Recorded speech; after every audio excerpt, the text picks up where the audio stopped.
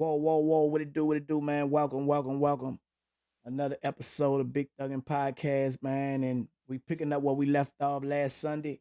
Jim Crow Part 2. The Jim Crow law, man. If y'all been under a rock, man, a lot of people in Louisiana have been affected by the Jim Crow law, where all the jurors didn't find them guilty.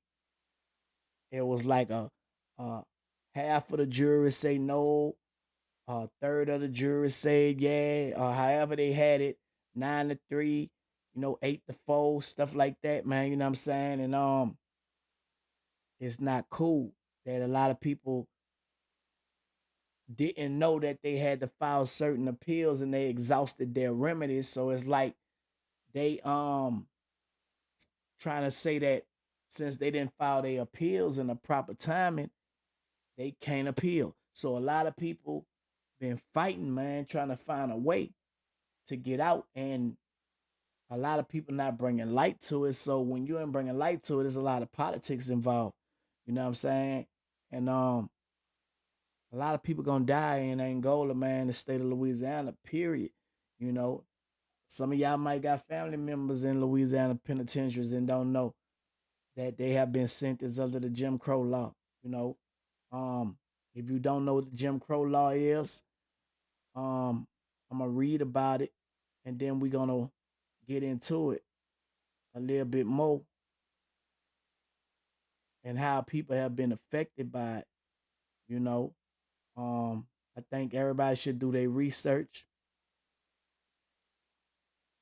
to find out what Jim Crow is. And the Jim Crow law were any state or local laws that enforce or legalize racial segregation. These laws lasted for almost 100 years from the post Civil War era until around 1968. And their main purpose was to legalize the marginalization of African Americans. You know what I'm saying? So it basically was messing over black folks, man. You know what I'm saying? And y'all know how it was when white folks go to jail, man. The jurors, are botched. You feel me? Appreciate the gifts, y'all. Appreciate the gifts. They botched, and we always have been affected by it. Even when I went to trial, man, I feel like they had this juror. Her name was Gwendolyn Smith. I never forget her name. When she came out, she was crying like they made her find me guilty. All it took is one for a mistrial. These boys been getting found guilty with four people on unanimous decisions. You know what I'm saying? And rotting in jail. It's not cool, bro.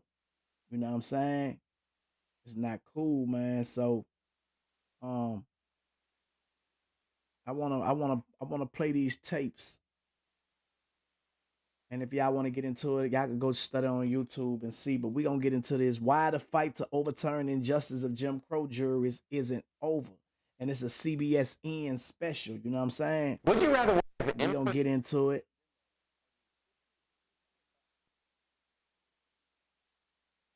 Hopefully, it'll play right. Are fighting for new trials after being convicted under so-called Jim Crow juries. Up until just a few years ago, people accused of a crime in the state could be convicted without a unanimous jury decision. Wes Lowry brings us a preview of a new 60 Minutes Plus report on this issue. So how's the transition back been since you've been out? Jermaine Hudson was just 20 years old in 1999 when he was pulled over for a traffic stop. He was told there was a warrant out for his arrest for armed robbery.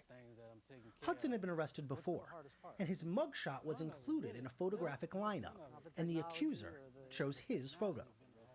He was charged and convicted by a 10-2 split jury. 10-2. Do you remember what it was like when that verdict came down? It's like everything went black. My body went numb. I couldn't hear anything. It was like, wow, what just happened? What was the sentence? 99 years. And you were how old? I was 20 years old. He got 99 years for something he didn't do on a 10-2 jury. 2 jurors saying no, 10 saying yeah, but it's supposed to be a mistrial. But he got found guilty under the Jim Crow law. You feel me? The majority rule. Hudson would spend the next 22 years in prison for a 22 crime years for that something not he didn't only do. did he not commit, but one that never even happened in the first place. Earlier this year, his accuser recanted, admitting that he made up the robbery so he could avoid telling his parents he had spent his money on drugs. Now, at the time, did you know that the jury was non-unanimous, that they were split? No, I didn't know. I didn't know at all. If prosecutors had to get all 12... If y'all don't know that non-unanimous mean that it wasn't all 12. You know what I'm saying? You were supposed to have a 12 juror conviction in order to be found guilty beyond a reasonable doubt. You know what I'm saying? When it's ununanimous, it's really a violation. To be found guilty on something that you didn't do on top of that, being sentenced to the death sentence, being sentenced to 99 years, being sentenced to life. You feel me? All because you probably had a public defender and not knowledgeable of the law. To go do almost a decade, and when you in them prison, a lot of people talk about those prison lawyers, but those prison lawyers sometimes could get you out your situation before they could get themselves out of it. You know what I'm saying? It's crazy. people, they couldn't have convicted you. They couldn't have convicted me. So you never would have gone to prison for all those years for something that you didn't do. That's right. Hudson was released earlier this year after his accuser confessed to District Attorney Jason Williams that he had sent an innocent man to prison. What did being incarcerated for all of those years take from you? It took me. It took my freedom. It took me away from my children. My oldest daughter, she was 10 months when I left. My youngest daughter was born two weeks after I got incarcerated. So I had to watch them grow up, and that was hard. It was a painful thing to go through, but I thank everybody that really supported me and my family, especially the prisoners still in the same situation I was in, because I'm quite sure you have more guys like myself that were actually innocent. And Wesley joins us now with more. Wes, can you explain how this split jury law originated and when it was finally taken off the books? It's hard to believe this was still around so recently.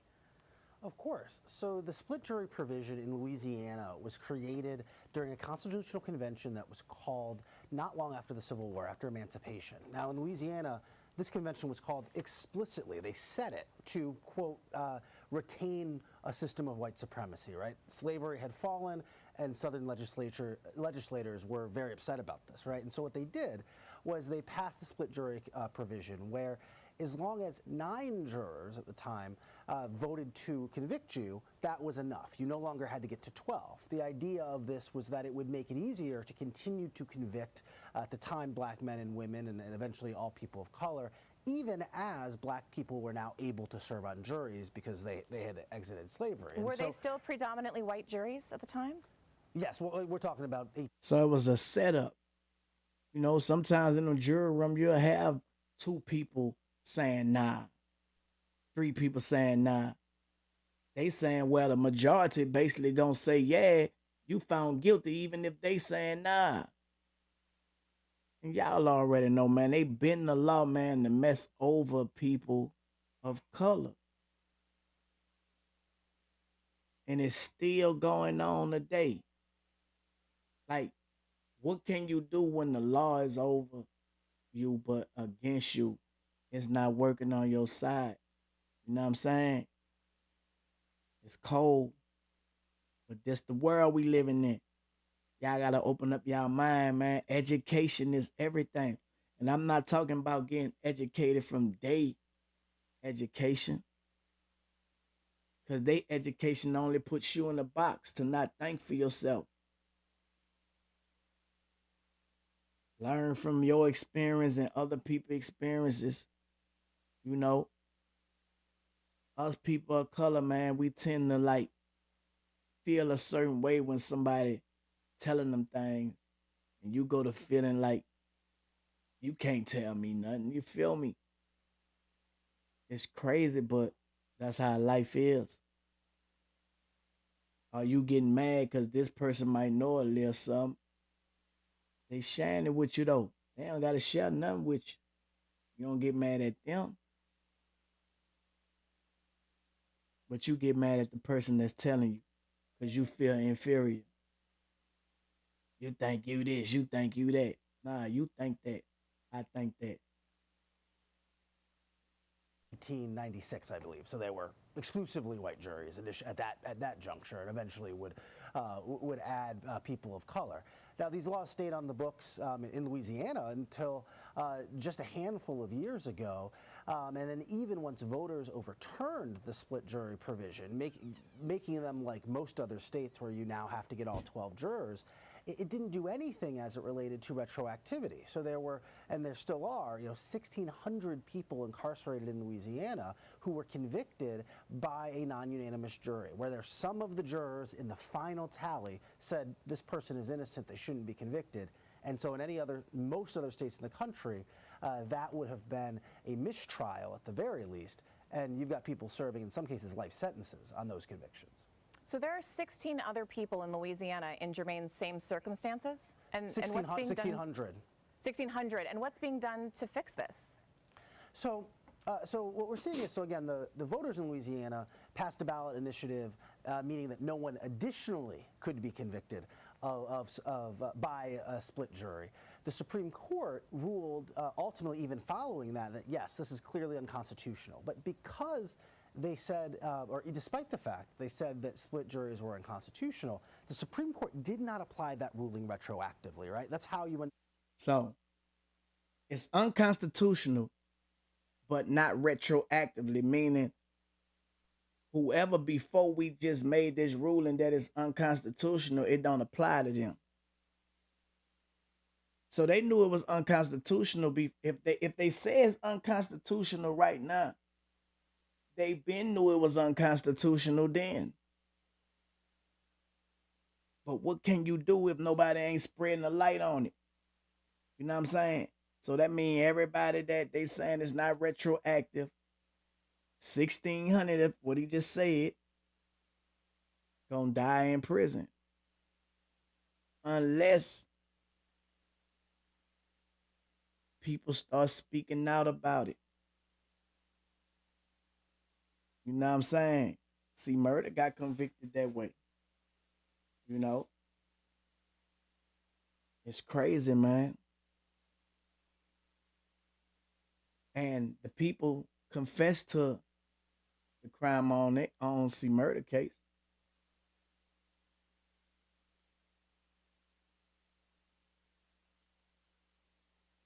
It's crazy. End up with this universe of people who are convicted this way. The Supreme Court says their convictions are unconstitutional, but they have no recourse. What we're seeing is activists on the ground, much of this activism led by formerly incarcerated people themselves, who are fighting to try to get a new state law passed that might grant new trials to all of these folks, or petitioning, at the very least, for the state Supreme Court to come in and do what the U.S. Supreme Court didn't do, which is basically say, look, if this type of conviction is unconstitutional, then people who were convicted under it should receive a new trial, right? Facts. At least give them a new trial. You don't have to overturn their conviction to the point where, they get released. Give them a new trial. I think that's fair, man. Give these people new trials.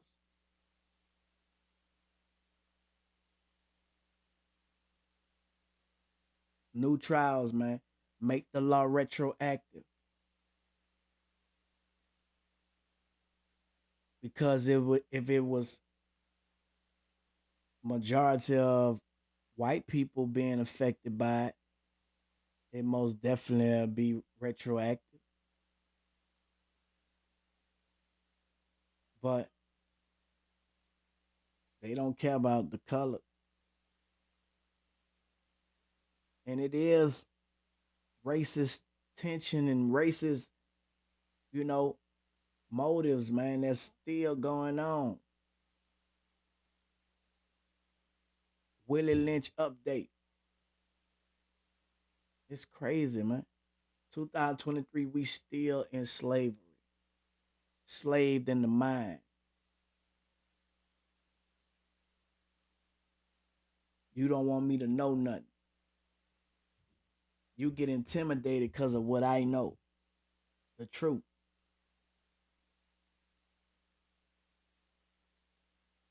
You call me crazy because I know the truth.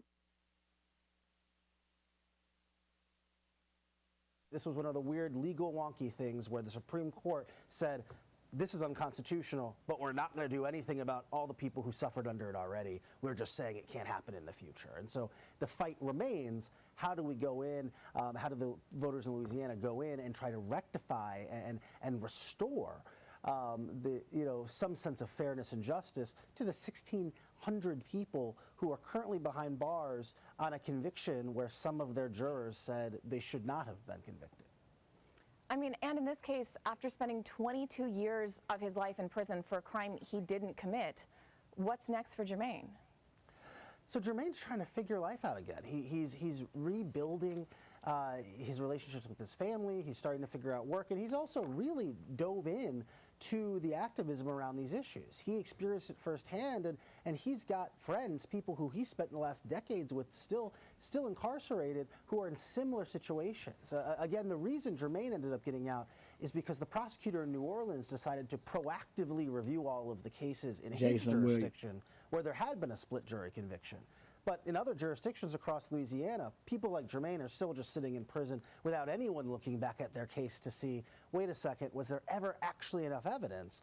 Or is the only reason this person is in prison because we were able to convict them without actually getting all 12 jurors? Wesley Lowery, thank you very much. Thanks for having me. And you can stream this full 60 Minutes Plus report right now on Paramount Plus. Hey, Coach, from the Clever Investor here. It's crazy. Just imagine hearing it's unconstitutional, but it don't apply to you because it happened before. Man, that's enough for a ride to break off. But every day the law change. And when we voting, well, when y'all voting, because I don't vote, the goal to put people in office is for change. You know, I know that's kind of like a slippery slope, and that's hard to do, especially when they tell you they're gonna do this and they don't. But you gotta listen to their policies and what they think about stuff that's unconstitutional and constitutional. You know what I'm saying? If you ain't listening to them talk about these things, what you think they gonna do when they get voted in? Make it worse. Now Jason Williams became the district attorney. I guess, he had to make some moves to get in his seat. But I actually went to trial with Jason Williams on my case in New Orleans when I had to go to trial for this lame ass dude, pistol and crack. And we had to sit in there. Well, I had to sit in there 7 months because I had a probation hold. And we had 4 different lawyers on this case because we had 4 people on the same charge. But we all got found not guilty. Jason Williams, a bad lawyer. He wasn't my lawyer. He was the other dude lawyer. But how our case was set up, if one got freed, everybody else had to get freed. So Jason Williams had the dude who was the distributor, supposedly. I had 2 white boys. I don't know who them niggas had, but my mom and them went hired 2 white boys. I don't even know their name. It was a father and son. And I remember I had to get them motherfucker $10,000. $10,000 for something I didn't even do. And that boy was bad. I believe Boosie had Jason Williams too for a lawyer, but now he the district attorney. That's crazy how they go from being on the defense to the prosecutor side. And you know what I'm saying? They all together, bro. How can you trust motherfuckers like that?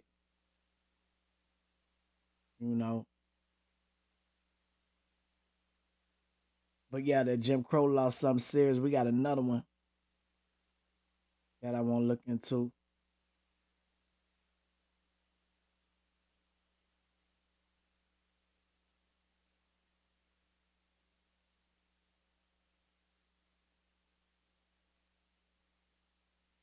Wesley Laurie on his new 60-minute piece on Jim Crow juries.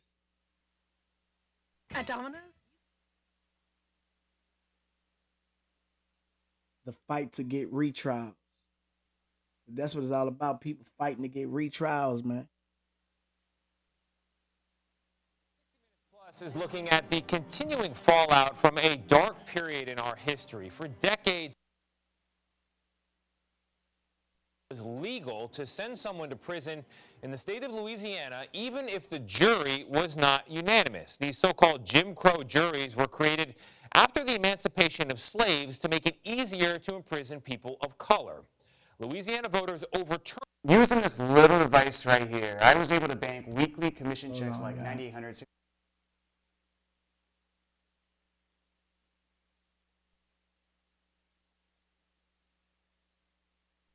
60 Minutes Plus is looking at the continuing fallout from a dark period in our history. For decades, it was legal to send someone to prison in the state of Louisiana, even if the jury was not unanimous. These so-called Jim Crow juries were created after the emancipation of slaves to make it easier to imprison people of color. Louisiana voters overturned the law 3 years ago, but many people incarcerated under those juries are still fighting for a retrial. 60 Minutes Plus correspondent Wesley Lowery spoke with 52-year-old Anthony Bolt, who's been in prison for decades. There are 1,600 men and women still incarcerated. Some of us serving life sentences without probation, parole, or suspension of sentence, predicated on a law that was devised to reinstitute slavery in the state of Louisiana. In 1994, Bolt was charged with second-degree murder and second-degree attempted murder after a shooting at a house party left one man dead and both Bolt and another man wounded. He insists he was not the shooter, but acknowledges he had a physical altercation with the victim that night. The following year, Bolt was convicted. Do you remember the day that the verdict came in? Oh, yes, like yesterday. What was that day like for you? It wasn't shocking that I was convicted. It was kind of like a numbness. And when I discovered that I was convicted by a non-unanimous jury, it went from a numbness to a shock, really. The jurors had been split, with 10 voting to convict and 2 voting to acquit. In nearly every other state in the country, that tally would have resulted in a hung jury and a mistrial. Instead, Bolt was sentenced to life in prison. Anywhere else but Louisiana, that's considered as a mistrial.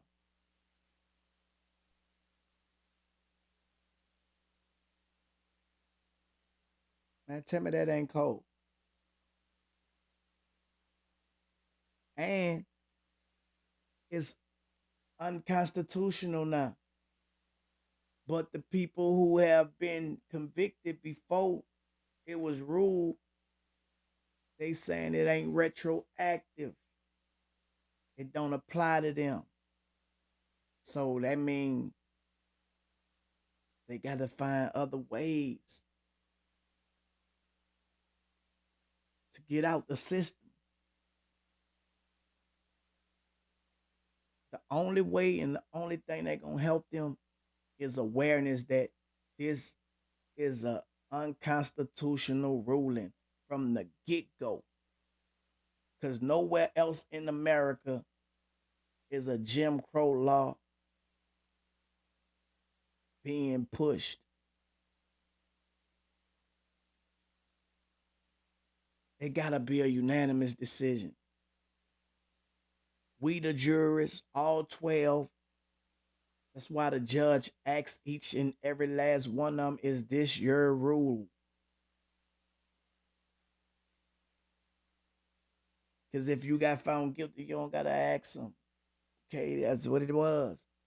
But you asked them for a reason.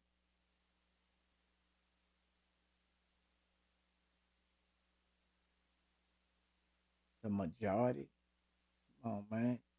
Playing with people's life like that.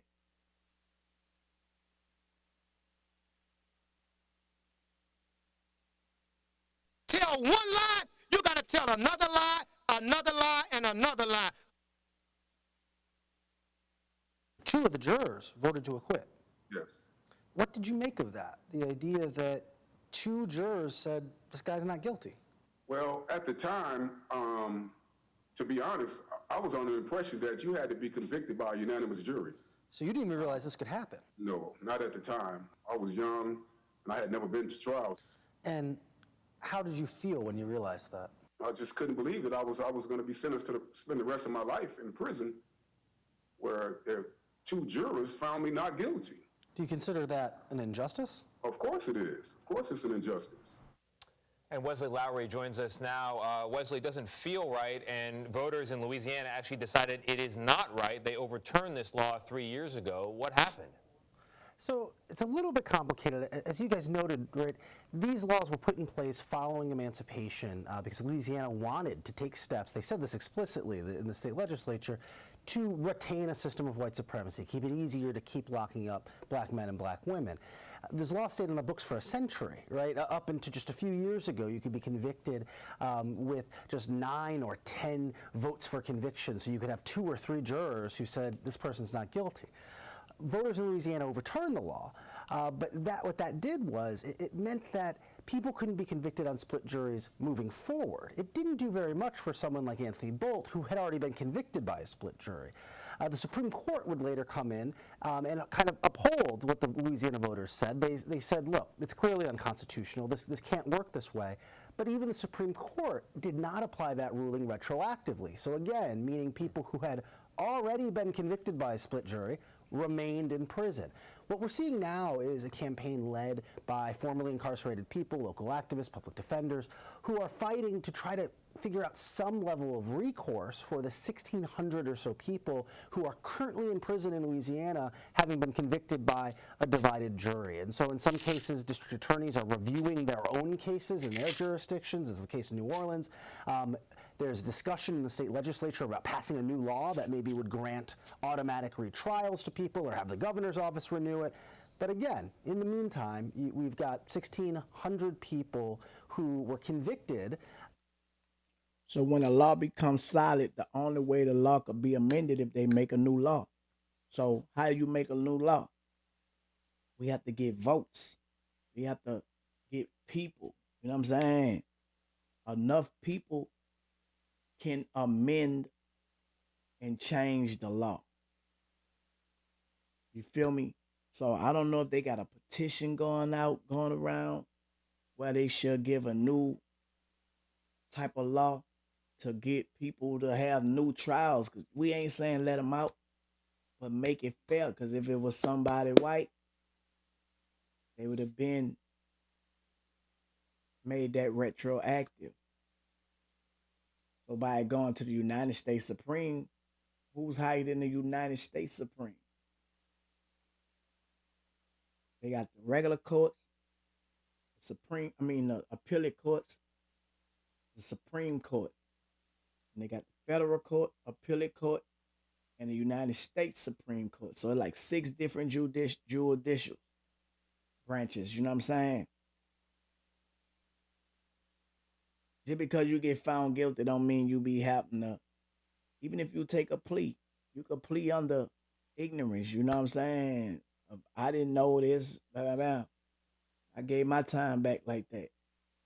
But on my transcript, my understanding was I'd be serving all my time at one time in a federal prison. They try to hoodwink me by saying, we're going to do an alpha plea. We're going to give you 12 years in the state to run concurrent with your federal time. You're doing 120 months in the feds. You're going to do your time in the Bureau of Prison. When I signed for it, the feds never came and got me. They sent me to the state penitentiary. I had to fight that on appeal, get out the state. Bam. Got back. Now I got it to where the Federal Bureau of Prison picked me up. And now when it was getting close to me doing my 120 months, I got all my credit. And the state wound up giving me probation. I hadn't been down 8 months, 16 days. But they'll play games. And if you're a person that not focused, You're going there playing cards, playing dominoes, playing checkers and chess, and not thinking about getting out. You know what I'm saying? Bro, I couldn't sit there and like, how much time you got? 22 years. Boy, you know how much time that felt like when I was 22 years old? Talking about I got 22 years. I ain't never want to tell a nigga I had 22 years. Because I felt like they were going to laugh at me. I'm Turk. You know what I'm saying? You got 22. Nah, I was like, man, shit, I'd be home any day, man. Shit, any day. Any day. I'd say that shit for 8 years, 8 months, 16 days. Any day, man. Man, any day, my nigga. Any day, any day. Any day. Any day. Nigga be like, any day, man. Any day. You heard me? But that's my fate that I had any day. You know what I'm saying? I never did set my mind up. I'm gonna be doing 22 years, and I think that's what probably like helped me like stay on track of trying to get out. You feel me? Like I was reading them laws. When I found out what to read, I was attacking every case that was similar to mine, and I was able to utilize what I found out in the case. Work through my girl. She went to the appellate course with my lawyer, and it was what I had studied that she told my lawyer to cite to the judge that got my case remanded. You know what I'm saying? So when they got it remanded, that 12 years got cut. And I got sent to the Federal Bureau of Prison. And when I did my time, bam, I got back in court. They gave me 5-year probation to run concurrent with my 3-year supervised release on the feds. Now they want to run that 5-year probation into that 3. Came home, walked that 3 down. Bam, I'm free. When got my passport and everything, I could travel out the country and everything. I stayed out the way. And jail really like made me change my life for real. Like I really rehabilitated into the man that I am today. Like, cause when you go to jail, that's something different. But when you go to prison, I was in the state and the feds. That's a total different sighting. You know what I'm saying? Ain't nobody going and coming back. Like, nigga, you there. You going to lunch together. You going to gym. You going to class. You going to on the yard every day. Nigga, you in that bitch. It's like a college that you won't never leave. All man college. You know what I'm saying? And bro, I got so sick of wearing gray jogging suits and shit. Like, I don't even put on no gray jogging suits and none of that shit. Khaki. Man, listen, man. So I feel these dudes pain when nobody not hearing them. You know what I'm saying? And the only thing I had was my girl. That's it. She was my voice of reason on the street. I had them ran through 6 lawyers, bro. I gave the last lawyer my last money, man. William Massey. Y'all probably know him in Memphis. And he ain't get me out. I got me out. My other lawyer, Jay Bailey, who's gonna be on my documentary, you know, 52 Bullets. And first lawyer I had, his name was Glenn Wright. That boy wanted $10,000 in my preliminary hearing. I'm thinking I was gonna get a bond and everything. Robbed me. I was tweaking to get out. Give him that 10 right quick. I was getting 10s and 20s up like nothing. That's what they would hit me for, 10, 20, 10. You know what I'm saying? Like, I then went broke in that motherfucker. To where I got smart on him. William Massey asked me for bam. All right, I'm going to put this 50 in the escrow account. I'm going to give you this 10. I was down to my last 50,000.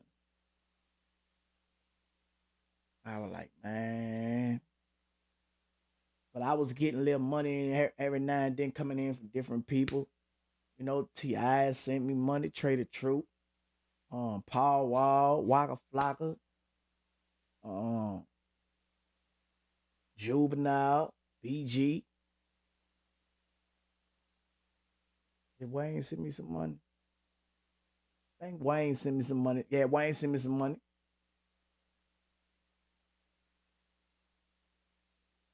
Man, and Fresh sent me some money before. And I just was like living like that, man, you know, and my fans, for real, I was surprised that nigga T.I. gave me $5,000, man. I used to talk to everybody when I was in jail. So I just knew when I came home, oh, it's about to go down. Then I ain't lying. I heard that boy Wayne on that Homie Steel, Hot Boy, Free Turk. Y'all remember that? I was running on the track. They were like, man, your boy shot you out, blah, blah, blah. I got amped up. I'm like, bitch, it's about to go down, bitch, when I get out. You heard me? I'm working out in the spin class. Bitch, I'm getting right, you know what I'm saying? Making sure I stay young looking, you know what I'm saying? I'm about to get out there, bitch. I'm about to ball on these bitches, you heard me? Man, I got out this motherfucker. I ain't have a party to motherfucking hardy, you feel me? It wasn't nothing but my girl, man. My wife, you feel me? That's who came pick me up, man. But I was happy though. You know what I'm saying? It wasn't like I was sad. Bitch, I'm home. I'm free. You know what I'm saying? But it was a learning experience, man. Like, cause I hadn't did nobody, nothing. Like all you niggas talking to me in the penitentiary. When I came home, like, damn, what a love at. Everybody, where y'all at? But I think it was God, y'all. Like, for real.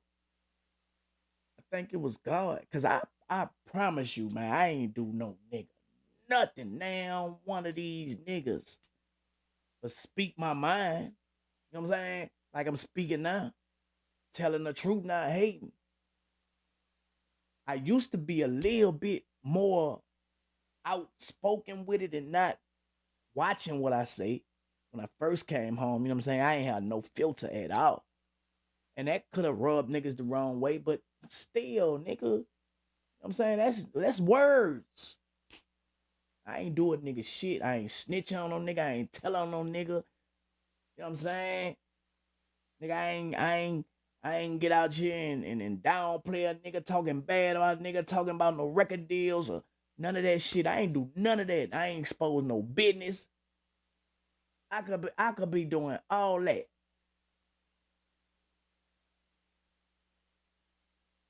I know it was God, man. You know what I'm saying? And when I started thinking, I was like, okay, you know what? I'm just gonna wait and trust the process with God. You feel me? And see what it is. I ain't gonna depend on no man. You know what I'm saying? Appreciate it. And God just start showing up in my life, bro. Like I'm good. I'm straight. Without nobody could say they the reason for nothing that's happening in my life. You know what I'm saying?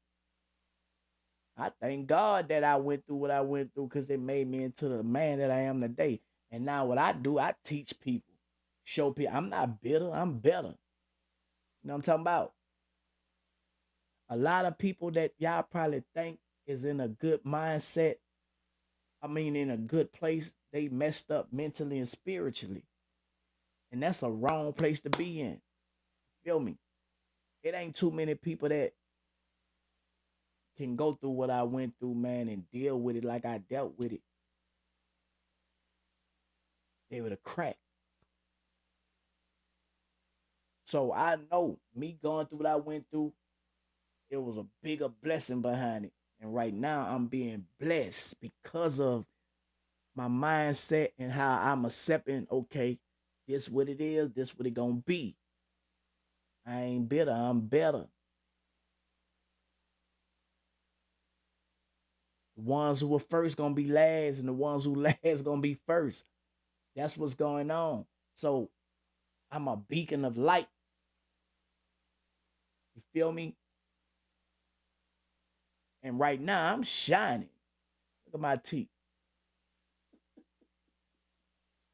I know y'all watching the glow up. You know what I'm saying? Look at my skin. Ain't no filter on. You feel me? I look real young. Sexy. You know that? Yeah. Looking good for 41, about to be 42. You dig? And I'm smart.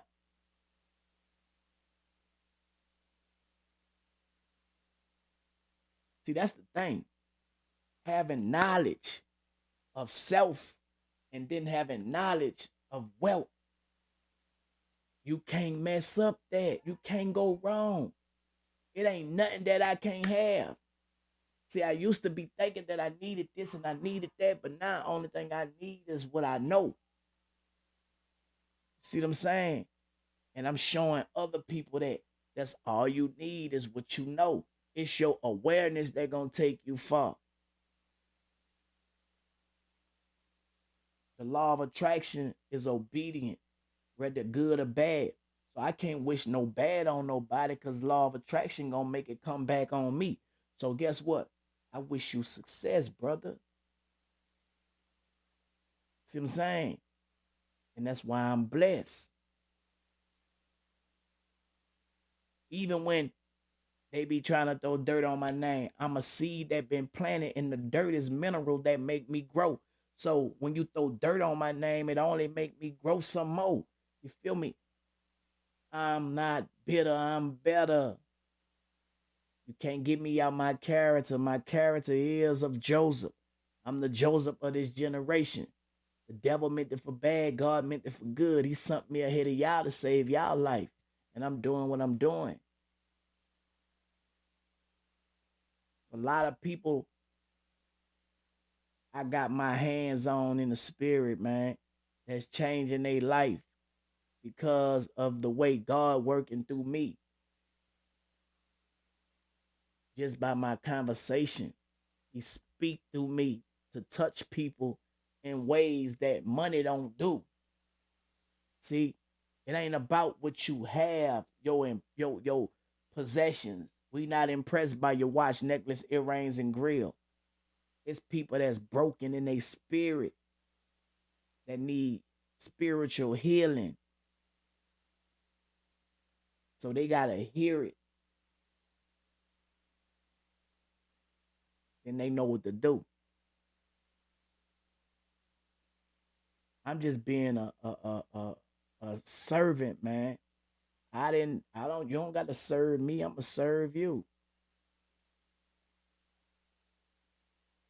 I do what I do every day faithfully, man. God gave me my own platform. You feel me? I'm in my own lane. And I don't switch from lane to lane. I'm in my own lane. I ain't bitter, I'm better.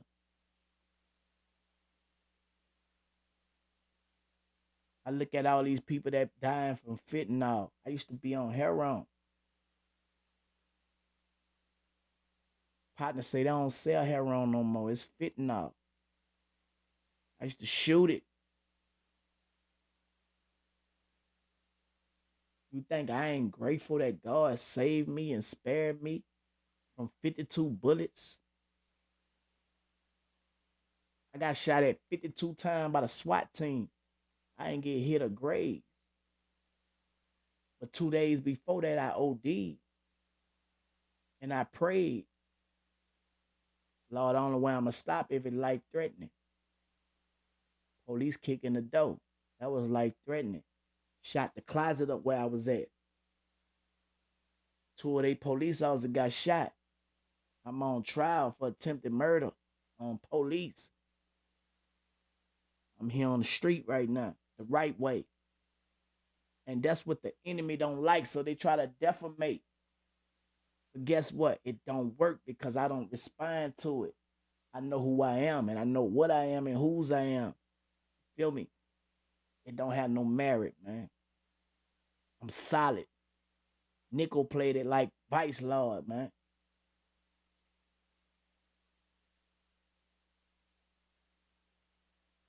I didn't come out here glorifying I shot 2 police. I didn't know they were the police. That's suicide if you try to shoot the police. You're going to die. You know what I'm saying?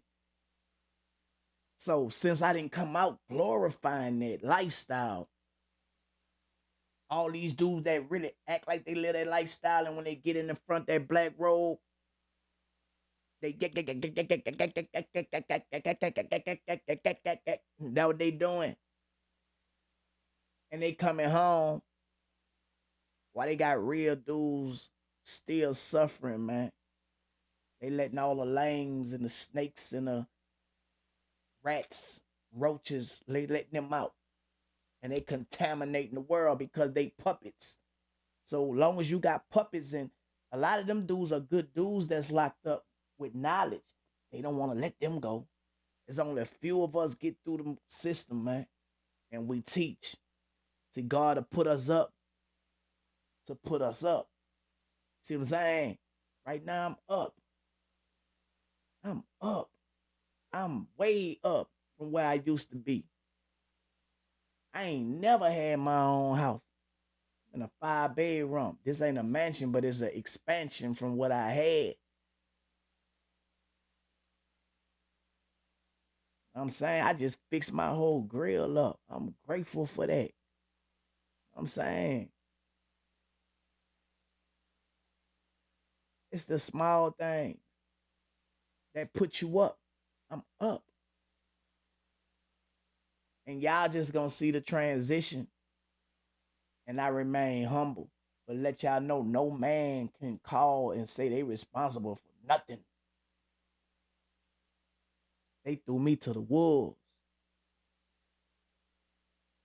But I came out the alpha. You feel that? They threw me to the wolves. I came out the alpha, man. They thought I was going to get ate up. I got my weight up. And they got their hate up.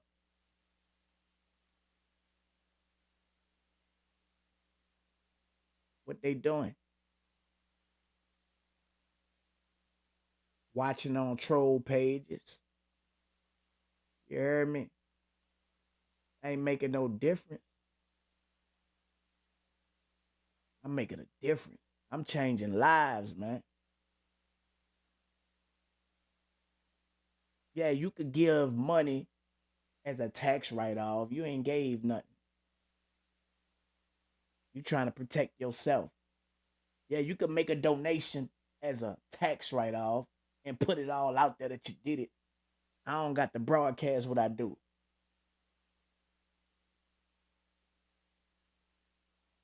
Because it shows what you do when you don't do for the people that done for you. It's fake.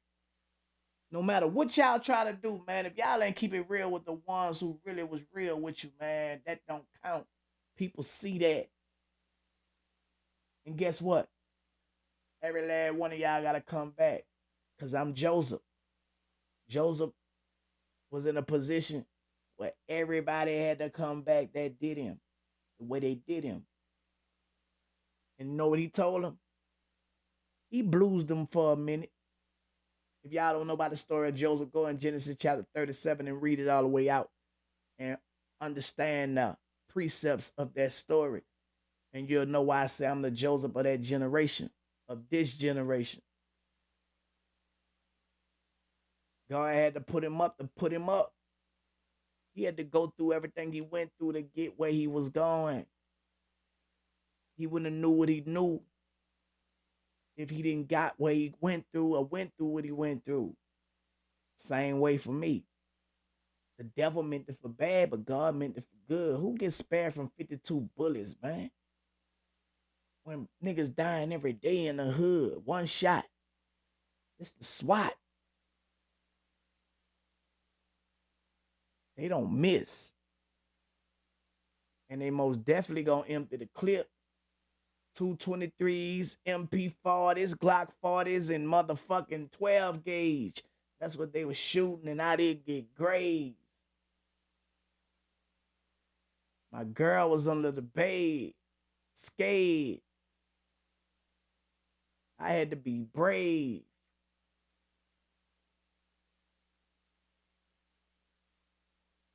"52 Bullet" documentary on the way. Then we got the movie Reckless. See, I can't let them control my media. So God told me to get my own platform and control the narrative and put that in the media. People get mad when I put my media out. What's the difference? It's the media. But it's the truth. They be mad. I'm controlling my narrative. You can't paint a story on me for clickbait. Can't do it. Here you go. I'm in front of you. And I know how to do it. I had to learn. Learning is earning. If you ain't learning, you're burning.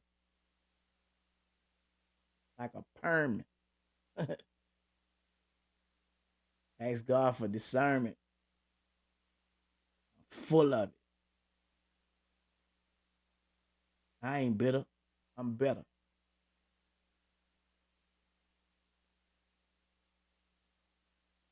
God talking. We're going to do this one. Jim Crow Part 2. How racist law sent a U.S. man to jail. Fault lines. This is the documentary. I've been feeling for 25 years knowing that I've been incarcerated for something I didn't do. They don't even have a word in the dictionary.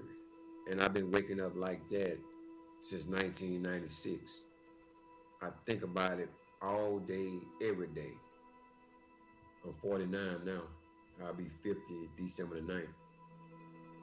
So you have spent all of your young adult life into now in prison. Yeah, you can basically say I grew up in prison. Brandon Jackson was convicted of armed robbery in 1997, a crime he says he didn't commit, and sentenced to life. The verdict in Brandon's case was not unanimous. 10 jurors voted guilty. 2 jurors voted not guilty. In 48 out of 50 states, Brandon would have had the right to a retrial, but not in Louisiana. It's important to have a unanimous jury verdict because it is important to make sure that there are not reasonable doubts as to someone's guilt.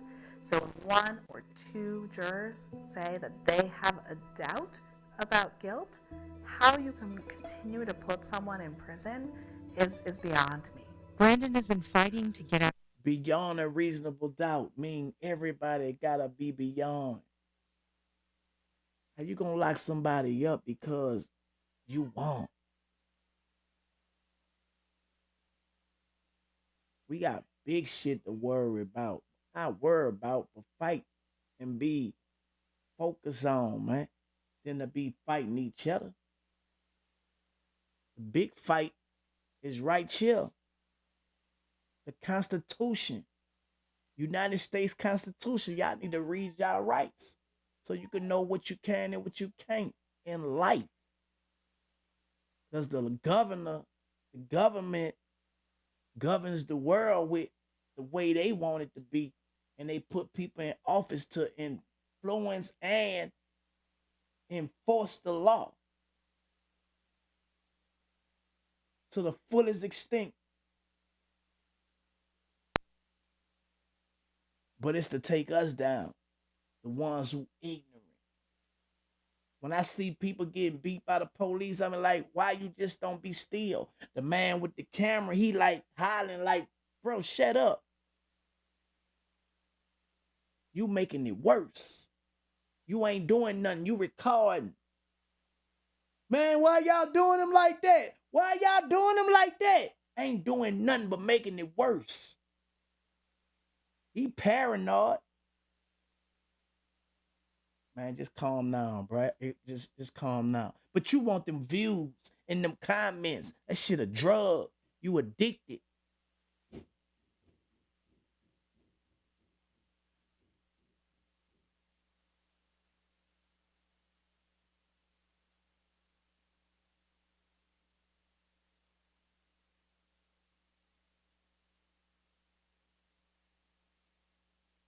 Shit ain't funny till you get convicted. Out of prison for years. In 2020, there was hope when the Supreme Court ruled that these convictions were unconstitutional. But the court later said the ruling would not be retroactive. meaning Brandon wouldn't get a new trial. And you ruled that it was unconstitutional, but you still upheld it. You know why? We know why. Because it affected more African American males than it did any other race. Fault lines partnered with modern day slavery. If y'all never read the Willie Lynch letter, go read it. They compared us to a hearse. We're going to break them the same way. Population control. Too many black babies coming. We got to lock up the old. The ones who putting sperm out. But guess what? When we come out of prison, God give us multiples. A lot of people from prison come home and have twins and triplets. We making up. You can't stop it.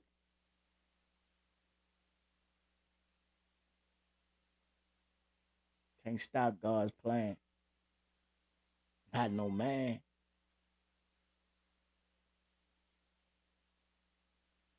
It's what you fearing.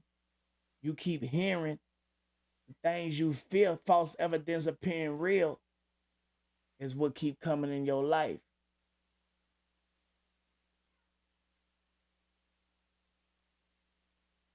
Gotta walk by faith, not by sight.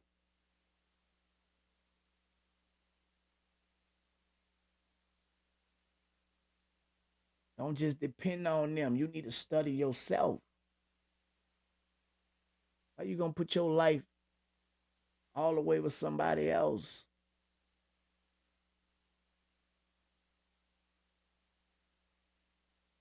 With the Lens, a nonprofit newsroom in New Orleans, to investigate the path forward for people locked up on non-unanimous convictions. Have you thought through what the day would be like the day that you leave prison? The only thing that I look forward to, and the only thing that will probably be on my mind is probably just to hug my mom. That's it. You know, just to hug my mom and just to, you know, hold her and just tell her, you know, I love her and just hear what she has to say, because I know she ain't gonna never stop crying.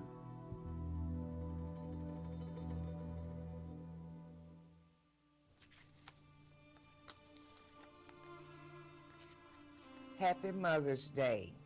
Here's your hard-headed son. You are my mother, father, family, and best friend. I'm praying that all will be fine when I go to court. So as you've always done, pray for my release. But remember, in his time, not ours. You know how many times I felt like that? Man, they're gonna be straight when we go to court. And that woman, man, who's my wife now, was at every court hearing, bro. And they got dudes that got the nerve to be hating on her.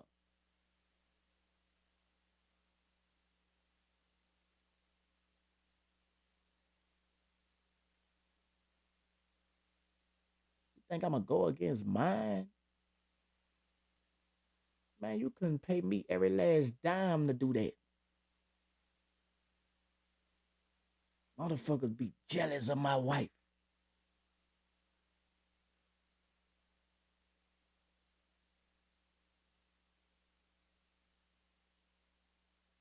Can't say she was with me because I'm Turk. I was broke in dirt.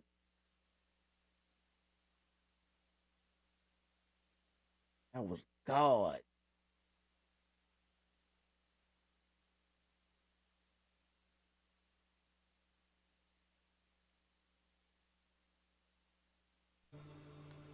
You have a special relationship with Brandon. Yes, because he was the one that needed me most, and I didn't love my other kids any less, but Brandon was always sickly. As a young child, Brandon had severe asthma and needed constant medical attention. So he spent his first 15 years in house on the breathing machine, or else he was in a hospital. More than less, he was a shelter kid. And when he turned 15 and was able to master his attacks, he tried to make up for the time that he had lost. And that's when he beginning to veer to the left, trying to fit in and get in. What has it been like for you as a mother to have him be put behind bars for so long? It's indescribable. You don't bring your child into the world to become a prisoner.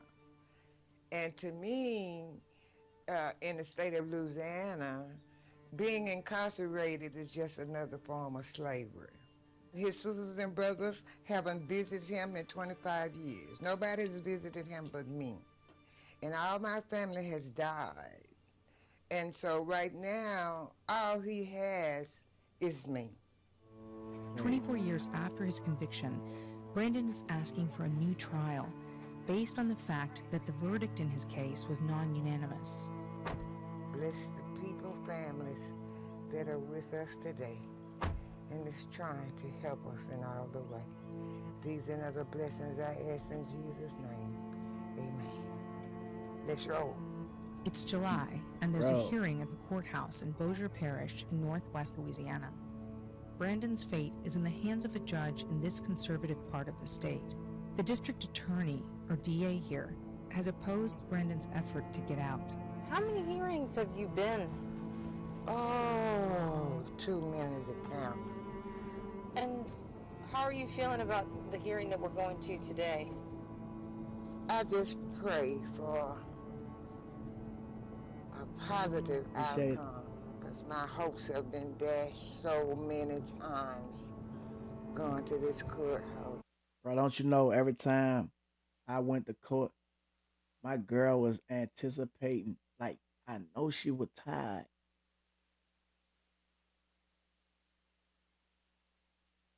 Running. Come and see me on black ice.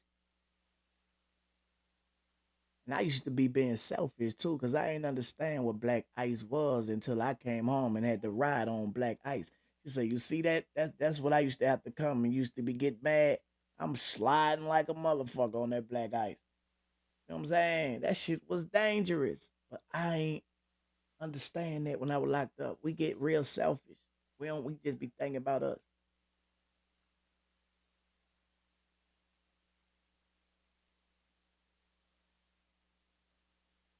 When you got somebody and you don't got nobody else, people don't like the way how you uphold that person. For some strange reason, I know it ain't nothing but the devil. But how can you not? Somebody that, man, 8 year, 8 months, 16 days, even when I cheated on her in jail.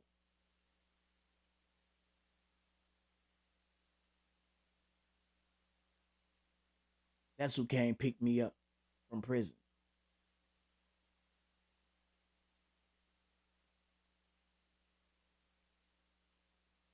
Nigga can't tell me shit. See, y'all get a wrong motherfuckers. What y'all call it? Bonnie and Clyde? Nah, Turk and motherfucking Imani.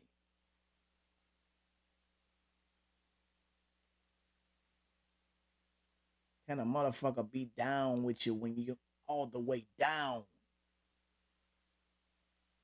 But what was up was my spirit.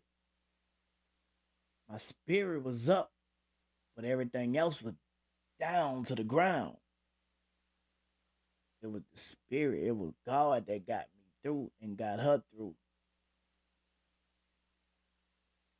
And now we inseparable. But they don't celebrate that type of shit. Matter of fact, they don't even want to hear nothing about a perfect ending like that. I would just tell my wife, like, babe, we gotta put a little controversy in our shit, cause them people don't want to hear no real shit, but fuck that. Not about to try to. That's why I turned down Love and Hip Hop. They wanted me to come on Love and Hip Hop 3 different times. With a motherfucking storyline. Like I'm cheating on my motherfucking wife.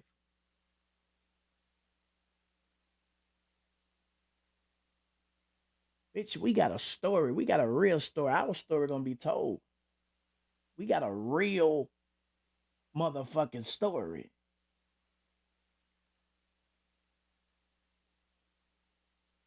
A movie.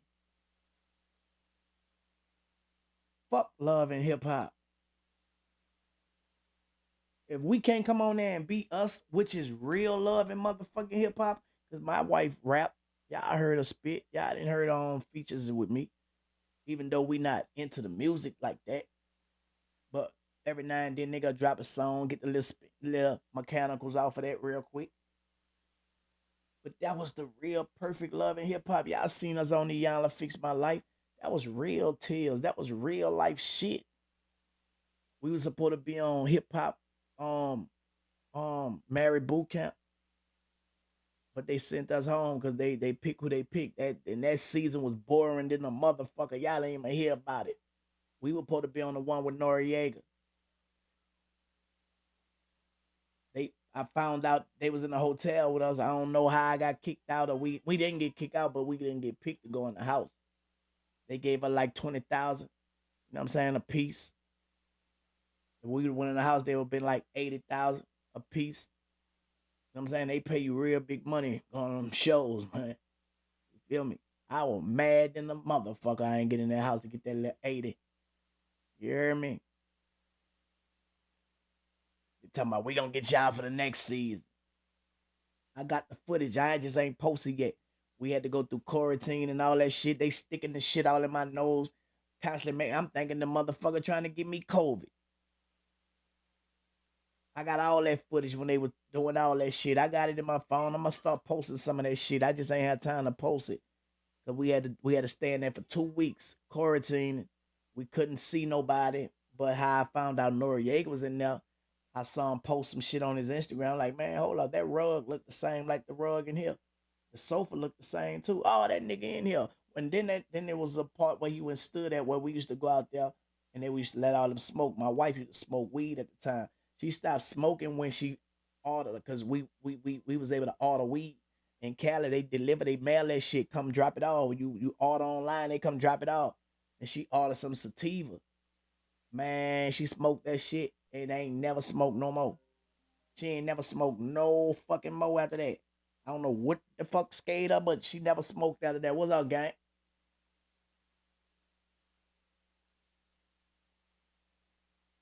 You sent it? Email?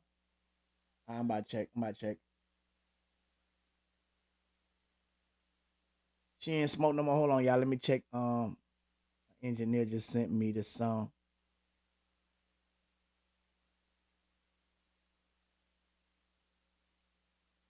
It's a rough mix. Y'all let me know what it sound like. This the rough mix. He say check it for satisfaction before I do the service pack. Y'all let me know.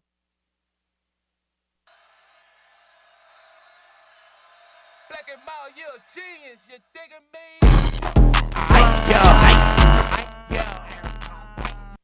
Damn, I ain't playing right.